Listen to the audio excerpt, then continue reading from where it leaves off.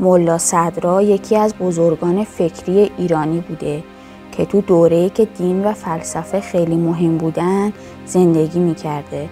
او با استفاده از فکر و عقلش به سوالات سختی مثل خدا وجود داره یا نه جواب میداده. ملا صدرا کتاب‌های زیادی نوشته که توش به مفاهیم فلسفی و دینی پرداخته. مثل یک استاد خوب از زبان ساده استفاده میکنه تا اندیشه‌هاش رو به ما منتقل کنه و بگه که دنیای فلسفه چقدر خفنه و چطور میتونه به زندگیمون رنگ و بوی دیگه‌ای بده. او هنوز هم به عنوان یکی از بزرگان فکری ایرانی شناخته میشه. اندیشه‌هاش هنوز هم مهمن و برای ما معنی دارن، به خصوص برای فهم بهتر دین و فلسفه اسلامی. با ما تا انتهای ویدیو همراه باشید. سرزمین ایران از ابتدای تاریخ تمدن خود تا به امروز حکما و دانشمندان بزرگی رو پرورش داده. یکی از این دانشمندان حکیم بزرگ ملا صدرای شیرازیه که مقام بالایی در تاریخ فلسفه و حکمت داره. این حکیم بزرگ با توانایی و ظرافتی خاص مبانی عرفان، فلسفه، حکمت و شرع رو به صورت فوق‌العاده با هم ترکیب کرده و مبانی جدیدی تحویل جامعه بشری داده که دقت و جستجو در اونها انسان رو شگفت زده میکنه. برخی بر این عقیده‌اند که تا به امروز چنین حکیمی پیدا نشده و حتی شاید در آینده هم پیدا نشه. با وجود مقام والایی که ملا صدرا داره، آثاری که در مورد او نوشته شده زیاد نیستن. بیشتر آثار نوشته شده درباره این فیلسوف نظریات او و شرح آثار و تعلیقات اوست که در کتاب‌ها و مقالات فلسفی به اونها توجه شده. اگرچه ملا صدرا یکی از بزرگترین متفکران فلسفی و فکریه، اما تذکره نویسان سال تولد او رو ذکر نکردند. از این رو سال تولد او به درستی مشخص نیست. دوستان عزیز، قبل از اینکه ادامه ویدیو رو بگم، با زدن دکمه سابسکرایب در گوشه پایین همین صفحه عضو کانال ما بشید. ممنون از حمایت‌های بی‌دریغتون. او که در شهر شیراز به دنیا اومد، فرزند ابراهیم ابن یحیی قوامی از وزرای عصر صفویه بود. ملا صدرا یگانه فرزند پدرش بود که خداوند او رو پس از نذر و نیاز بسیار به والدینش عطا کرد. ابراهیم صدرا رو برای آموختن علم مکتب فرستاد و او شاگرد کوشای مکتب شد. صدرا بعد از مرگ پدرش برای تکمیل دانش خود به اصفهان رفت و از محضر شیخ بهاءالدین عالی بهره برد. ملا صدرا بعد از مرگ استاد شیخ بهایی به محضر میرداماد و سید محمد باقر رسید و به تکمیل تحصیلات خود پرداخت تا به درجه استادی رسید.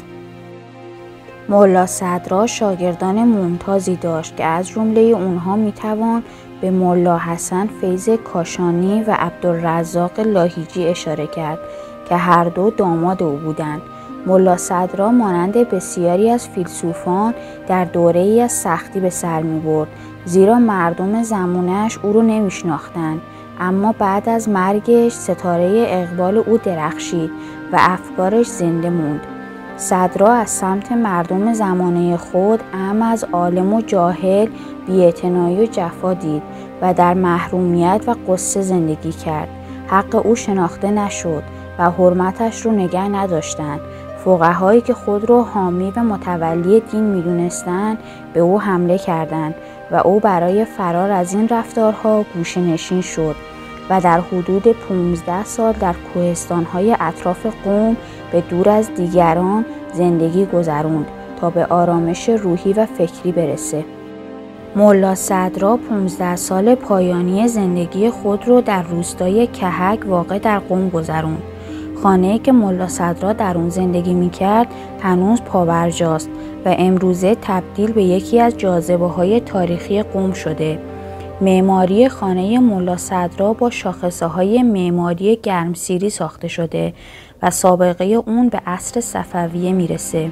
خانه ملا صدرا در سالهای اخیر مرمت شد تا با نوسازی ظرفیت بیشتری برای جذب گردشگران به خود اختصاص بده.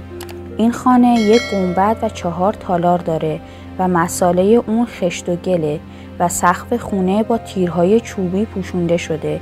گنبد خونه مهمترین جاذبه بنا از بیرونه که شیشه های رنگی در نوک اون کار گذاشته شده تا نور رو به داخل اون هدایت کنه.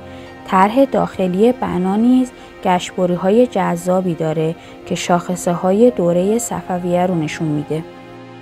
ملا صدرا از حکمایی بود که علاوه بر مطالعه آثار فلاسفه شرق به حکمای غرب نیز توجه داشت و از نظریات اونها مطلع بود و حتی بر برخی از نظریات و آرای اونها اشراف داشت. طبق منابع ملا صدرا در سال 1050 هجری قمری درگذشت. مرگ او سبب ناتمام موندن نوشته‌های او به ویژه در تفسیر قرآن شد.